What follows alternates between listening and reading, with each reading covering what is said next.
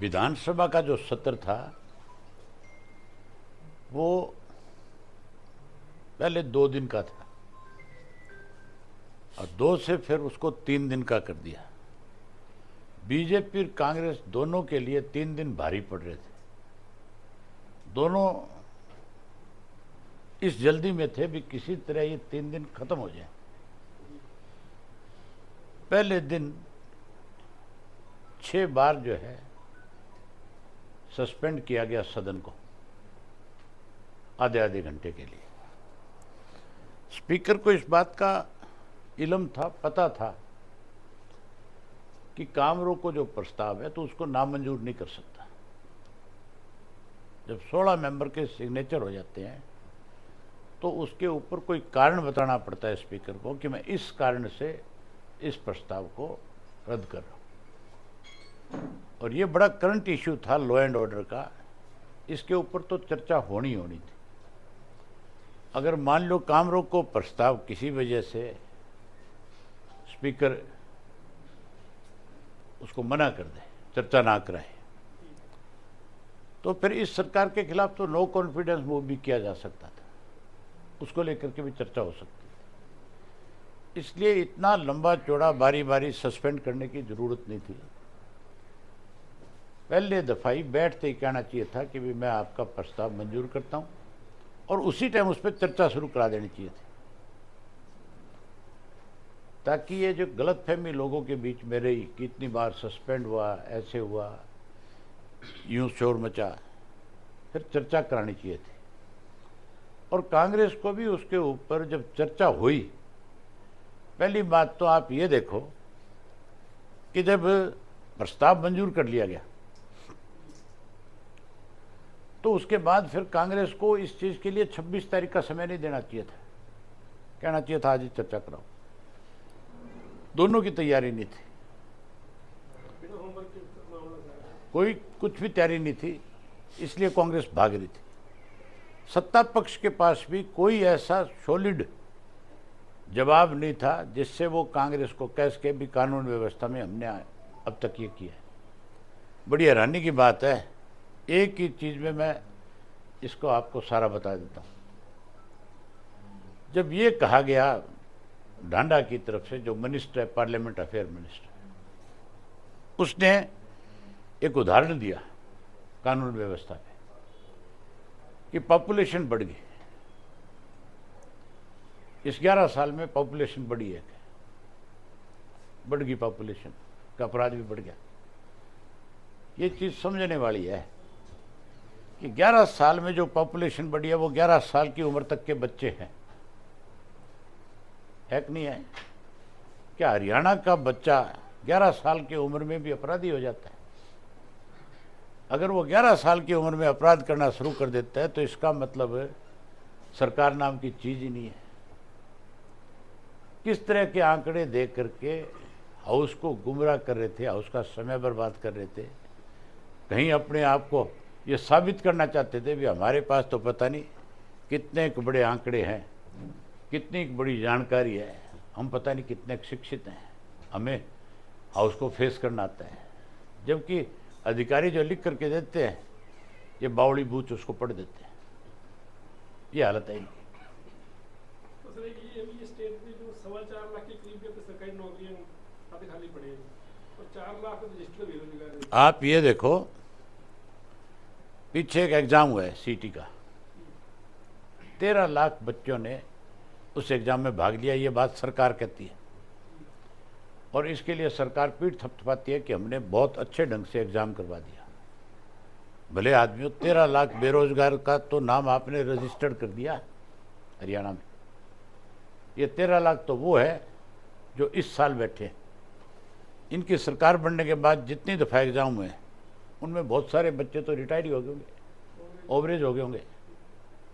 तो फिर बेरोजगारों की संख्या तो 25-30 लाख में चली गई।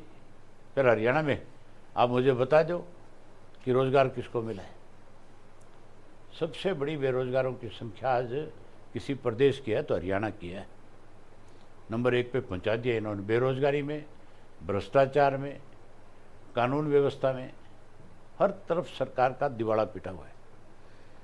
यहाँ तक जो बारिश की वजह से फसलें खराब होगी उसके मुआवजे के बारे में भी सरकार ने हाउस के अंदर जवाब नहीं दिया। हमारी तरफ से ये पूछा गया कि आप बताओ कि कब तक इनको मुआवजा आप दे दोगे, कब तक पानी की निकासी कर दोगे। आज के अखबार में लिखा हुआ है कि 60,000 एकड़ ज़मीन जो है हिसार की फसल जो है खराब हो गई, और सरसा की भी करीब 600 एकड़ दिखा रहा है, जबकि सरसा में 600 नहीं 6-7 हज़ार एकड़ खराब है। कई जगह पानी नहीं है सरसा में, नहरें सूखी पड़ी है। ये मुख्यमंत्री यहाँ रेस लगाता फिर था, मैराथन कर रहा था, लोग नहरों में मैराथन कर रहे थे, रीलें डाल रहे थे बना बना करके, ये यहाँ जरूरत है तेरी मैराथन की। नशे पे रोक की बात करते हैं, नशा तो रोज बढ़ता जा रहा है। कितने लोग आपके डबाड़ी में नशे की वजह से नौजवान जो है, बहुत सारे घरों के ताले लग गए कि नहीं लग गए? तो फिर सरकार कहाँ है? सरकार तो है ही नहीं। सर आंकड़े भी गलत दिए जा रहे हैं। है सर आंकड़े भी गलत दिए जा रहे हैं। 24 अगस्त को सीएम आए थे सर गावड़ी में, उन्होंने कहा था कि हरियाणा के 3 या 350 गांव नशा मुक्त हो गए, और 25 अगस्त को सर विधानसभा में गलत आंकड़ा पेश किया और कहा गया कि 4,238 गांव नशा मुक्त हैं। एक रात में सर भारतीय जनता पार्टी झूठ और लूट की राजनीति करती है, धर्म और मजहब की राजनीति करती है, जात पात की राजनीति करती है, भाईचारा खराब करके कहीं अपना वोट बैंक बनाती है। तो लुटेरों का गिरोह है, साजिशकर्ताओं का गिरोह है जो प्रदेश को लूटने का काम कर रहा है। सर बीपीएल कार्ड जो है इस बार बहुत सारे लोगों के काट दिए गए, 9 लाख के काट दिए। जी सर 51 लाख से सीधा 41 लाख लोग जो है, इसके बीच में बहुत बड़ा डिफरेंस है। इतने लोगों के राशन कार्ड कटे, उससे पहले तो बना दिए गए। ये राशन कार्ड इसलिए बनाए थे कि चुनाव था, और राशन कार्ड बना करके लोगों को गुमराह करके कहीं उनका वोट लेना चाहते थे। ये लालच दिया गया था लोगों को। अब काट रहे हैं, अभी तो 9-10 लाख कटे हैं, अभी आप आने वाले समय में देखना और ज़्यादा के कटेंगे। केवल बीपीएल नहीं, बुढ़ापा पेंशन भी काटेंगे। 2100 रुपये महिलाओं को देने की बात कर रहा था मुख्यमंत्री। उससे पूछने वाला, 1 साल के पैसे तो खा गया तुम, क्यों नहीं दिए अब तक उनको? 21,000 रुपया महिलाओं को देने का जो वायदा था इनका, वो तो जिस दिन सरकार बनी उसी दिन लागू होना चाहिए था, उस दिन से लेकर के अब तक देना चाहिए। केवल वोट लेना जानते हैं। तुम्हें गैस का सिलेंडर 500 का देने की बात करते थे, महंगा हो गया कि नहीं हो गया पहले से? इनका मैनिफेस्टो अगर आप देखोगे तो इन्होंने कोरी झूठ बोली है। सर रोहतक के कार्यक्रम के बारे में बता दीजिए। आपको निमंत्रण है, आपने आना है जरूर, ठीक है? डबाड़ी के सब कार्यकर्ता, अपने पत्रकार साथियों को निमंत्रण है, आप जरूर आना, क्योंकि आप तो चौधरी देवीलाल की धरती के लोग हो। हैं? रोहतक का कार्यक्रम अद्भुत होगा। रोहतक का कार्यक्रम बहुत पिछले सारे रिकॉर्ड तोड़ने का काम करेगा। मेरी ख्याल जो ग्राउंड हमने तय किया वो छोटा पड़ जाएगा। सर हमारी संस्कृति के अंदर रिवाज है, जब मैं घर कोई आता है तो जाते वक्त बच्चों को 10 रुपए जरूर देके जाता है कि बच्चा टॉफी खा लेना, लेकिन सीएम साहब यहाँ पे आए और कुछ भी नहीं देंगे। इस पर कुछ कहना चाहेंगे सर? दे गया क्यों नहीं? तुम्हारी रोटी खा गया यहाँ की, और क्या लेना चाहते हो तुम?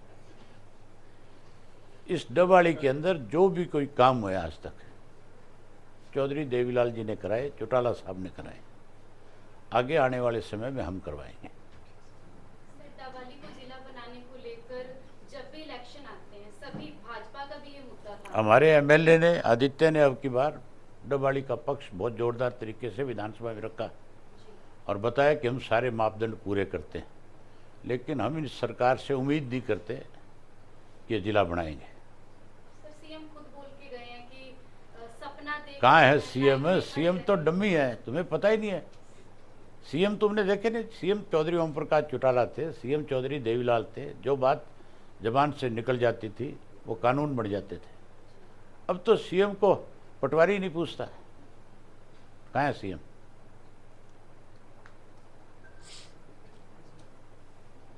ठीक है, बहुत धन्यवाद।